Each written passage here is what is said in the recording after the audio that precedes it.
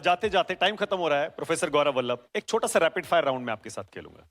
ये सबसे जल्दी से वेरी क्विकली हो सकता है ये क्या करेंगे, मैं बच्चों छोटे छोटे जवाब दीजिएगा। पहले मैं रुको, मैं बच्चों को बता देता नहीं, हूं फंसाऊंगा ताकि नहीं आपको। प्रोफेसर ये क्या है, मेरे पुराने वीडियो क्लिप्स निकाल नहीं के नहीं नहीं रखे नहीं हुए नहीं इन्होंने। नहीं बिल्कुल नहीं, नहीं नहीं ऐसा नहीं, ऐसा नहीं है, ऐसा नहीं है प्रोफेसर गौरव वल्लभ। पुराने वीडियोस की मैं बिल्कुल बात नहीं करूंगा। मैं रैपिड फायर शुरू कर रहा हूं, बहुत छोटे छोटे सवाल, छोटे छोटे जवाब प्लीज। गौरव वल्लभ, पहला सवाल, निर्मला सीतारमण वर्सेस पी चिदम्बरम, बेहतर फाइनेंस मिनिस्टर कौन?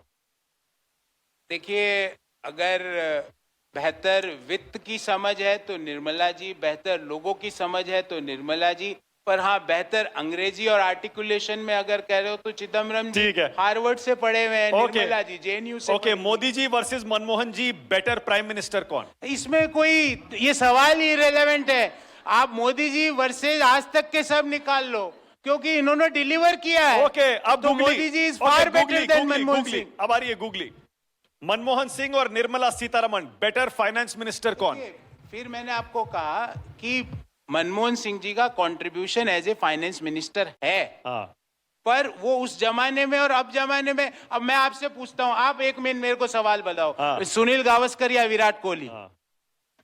ठीक कौन है बेटर ठीक है, बैट्समैन? बहुत कौन बढ़िया। है? ओके। नहीं नहीं, मुझे बताओ। मैं समझ सुनील गया, गावस्कर है, मैं समझ गया। दोनों अपने ओके, पॉइंट टेकन, जमाने के। Point taken. Rahul Gandhi versus Narendra Modi, Hindustan को कौन बेहतर समझता है? क्वेश्चन में Rahul Gandhi versus Narendra Modi. Italy, Cambodia, Peru तो नहीं है ना, भारत ही है ना। हिंदुस्तान की समझ की हिंदुस्तान की समझ की बात कर रहा हूं। अरे ये इस तरह के सवाल आप इतने क्वालिफाइड आदमी को क्यों पूछ रहे हो यार? ये तो हिंदुस्तान की समझ तो राहुल जी को होती तो वो हिंदुस्तान की इकोनॉमी को डेड इकोनॉमी नहीं, मैं तो ये सोच रहा हूं कि इतने क्वालिफाइड आदमी हो कि आप फिर ऐसी पार्टी में कैसे चले? कैसे आप बात जिसके कर रहे हो? नेता को हिंदुस्तान की समझ ही जो नहीं। जिस व्यक्ति को भारत की अर्थव्यवस्था मृत दिख रही हो, उसको क्या हिंदुस्तान की समझ? ठीक है, चलिए, ओके। और कांग्रेस और बीजेपी हिंदुस्तान के लिए बेहतर पार्टी कौन सी है? भारतीय जनता पार्टी, हर लिहाज से, विदाउट एनी, हर लिहाज से। अरे अगर आप मेरी बात हटाओ, हमारे देश में लोकतंत्र है।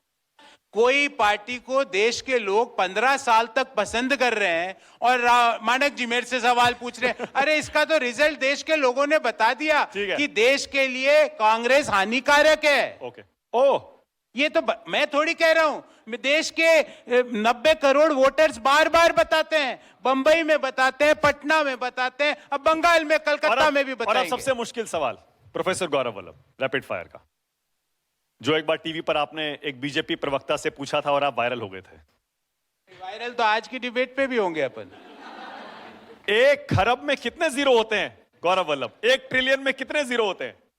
देखो, मैं प्रोफेसर हूं, आपको आज पूरी क्लैरिटी देता हूं। भारत की नंबर्स में 2 के डिजिट से संख्याएं बढ़ती, जैसे लाख, करोड़, अरब। जो अंग्रेजी संख्या है वो 3 के डिजिट में बढ़ती है। ये मेरे 4th क्लास के गणित के टीचर ने समझाया था, जो मैंने तो ये खरब में कितने जीरो हुए फिर? मैंने अरब 7 पे करोड़, अरब 9, 11, और ट्रिलियन में 12 टू द पावर 12, क्योंकि 3 मिलियन, बिलियन, ट्रिलियन। क्यों संबित पात्रा से आपने वो सवाल किया था उस समय? मैंने आपको बताया था ना, यही पूछेंगे ये। बताया था कि नहीं? अच्छा, आपके रिश्ते ठीक हो गए अब संबित पात्रा से? मैं आपको अब रिश्ते ठीक हो गए? मानक जी, अब मैं आपको इतना रीड कर रहा हूं, मेरे लिए एक बार क्लैप करवाइए। डेफिनेटली मानना पड़ेगा।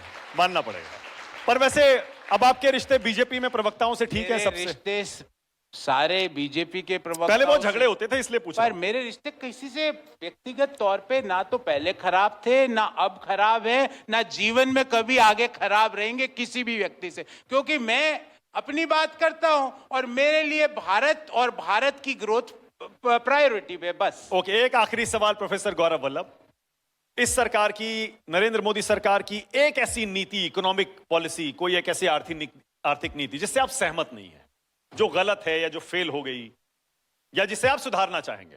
सुधारने में देखिए, मैं एक बात कहूंगा, जो इस बजट में भी बात हुई है कि जो मैन्युफैक्चरिंग सेक्टर है उसका जो जीडीपी में कंट्रीब्यूशन है वो अभी 17-18% के आसपास कांस्टेंट है।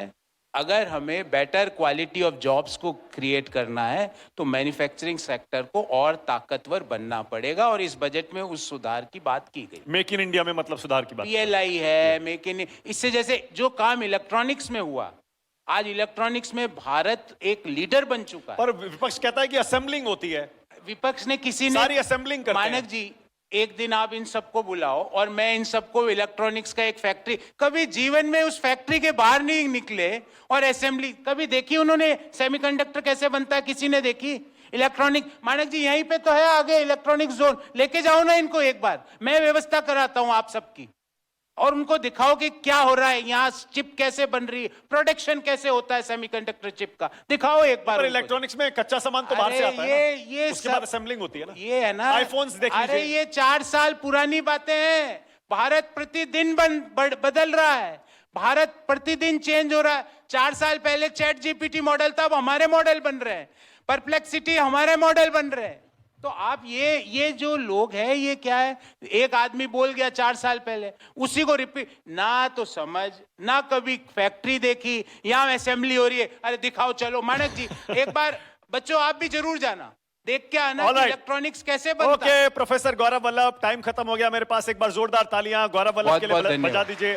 बजट मंथन में आने के लिए Gaurav Vallabh, thank you so much and thanks for being a sport like always. बहुत धन्यवाद। Thank you Gaurav. छोटा सा ब्रेक ले रहा हूं, फौरन लौट रहे हैं, देखते रहिए न्यूज़ 24।